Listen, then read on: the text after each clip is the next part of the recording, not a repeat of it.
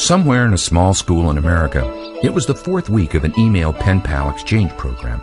It had been a week since Melissa Miller's pen pal Naya had stopped writing. As she began checking her email, Melissa worried that she'd never hear from her new friend again after hearing news reports of a military uprising in Naya's country. Where are you, Naya? Finally. Dear Melissa, I am so scared. We have no food for 2 days. Bad soldiers are only 30 kilometers away. My school is closing and we will go far away to the home of my uncle tonight. His address is below. Please pray for me and my family. Thank you for being my friend. Your friend, Naya. Oh, Naya. Please be safe. Please don't die. Melissa didn't hear a thing her teacher said that morning as she worried about Naya. Naya was so far away and there was no way to help her. But as the lunch bell rang, Melissa got an idea. Maybe there was something she could do. Every day at lunchtime, Melissa went to the playground without eating lunch. She secretly saved her lunch money and envisioned sneaking to the store to buy her friend food to mail her. But after 4 days, Melissa realized she was just a kid. Going alone to the store and post office wasn't even allowed. Worse yet, if she told her mother she'd been skipping lunch, she'd be in trouble. That week, Mrs. Miller noticed her daughter had been a little distant. But now something was clearly troubling her. What's wrong, Melissa? You've been moping for days. I think Naya's going to die. Why? What happened? She hasn't eaten for days and soldiers are probably destroying her village by now. We've got to send her food, Mom. Oh, honey, there must be food for her somewhere nearby. Don't worry, she'll be okay. No, you don't understand. When the soldiers came before, they killed her father and brother. Now they're killing more people. Why are they doing this, Mom? Melissa's mother felt so powerless. She knew in her heart that no matter what they did, it really wouldn't make much difference. How she ached to relieve Melissa's anguish and give her a more beautiful and peaceful world.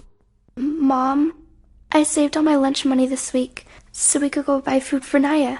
Oh, Melissa, you're the best friend anyone could ever hope for. After dinner, Melissa's mom took her to the market, and when they returned, they made a package for Naya and her family. And so, one lonely voice of concern disbelievingly became two. After mailing the package, Mrs. Miller worried about her daughter and called her teacher. Miss Narrator, Melissa is heartbroken over Naya. I'm very worried about her. Can you assign her a new pen pal? Mrs. Miller, I'm so sorry. I had no idea all this would happen. I'll speak to Melissa this morning about a new pen pal. When Miss Narita tried to assign Melissa a new pen pal, however, Melissa argued passionately. Melissa, your mom didn't want you to worry. We thought you'd be happier with a new pen pal. Naya's my friend. We can't just forget about her. Why can't we help her? Sometimes it's the children who teach the teachers. And so it was that morning that Miss Narita saw the world through the wisdom of a child's eyes.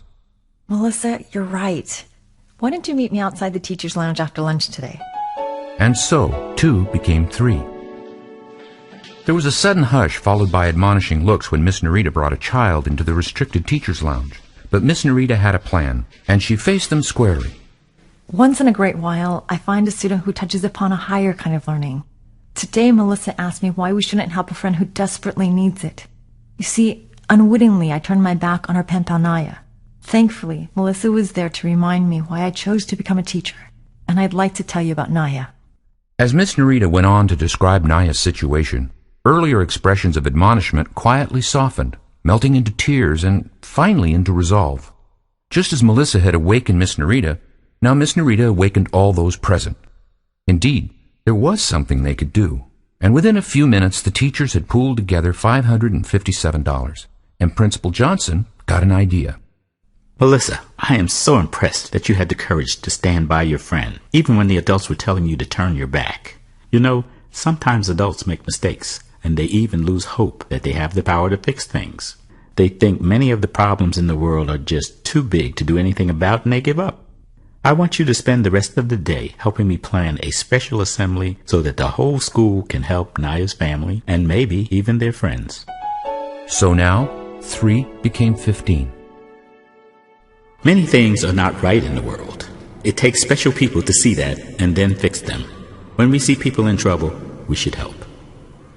Principal Johnson always had a way of reaching students, and this time was no different. By the time he finished, the students were completely silent.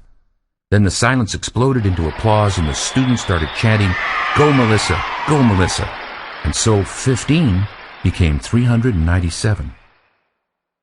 The school and community adopted Naya's family and sent weekly care packages with enough food to help several more families. After several months without any word from Naya's family, the school received a letter. Dear Melissa and everyone at your school, my home was destroyed and we have lost almost everything. We are living at the home of my uncle. It used to be a farm until the war started. Everyone was shocked when the charity truck brought your first package. It was more food than we had seen in weeks. In the next package, your teacher wrote and told us what you did at school and using your lunch money. Even Uncle had tears when I read the letter to him. I heard him tell Mother that Naya's little friend saved our lives. One day, Uncle was talking to his neighbor who also has land that used to be a farm. There were many people walking on the road that day when the charity truck driver came with your package, and I heard Uncle ask him where these people are going. The men told him there was not enough water or food at the refugee camp and they were told to look for somewhere else to stay. Then I realized there was something we could do. People could stay on this land because we have a river with clean water and empty barns where people could sleep. Then I say the people could help with the farm and we could grow crops again. My uncle started smiling and I saw a look of hope in his eyes. Today, we have 240 people living with us and 7 more neighbors have refugees on their land too. Altogether, there are about 2,000 people thanks to the kindness you started. Everyone is helping with the farm work and we are all safe and have great hope. Everyone is calling this area Camp Melissa. Melissa, even with the food the refugee camp brings now, everyone is hungry. The harvest is many months away and every night I hear so many children crying from hunger. I wish I knew what to do to help more people. Please pray for all of us. Your friend for life, Naya. As Melissa thought about Naya's letter, it dawned on her that if she and Naya could help 2,000 people, then millions of people could change the whole world. And unlike many adults, she knew she wasn't powerless. There was something more she could do.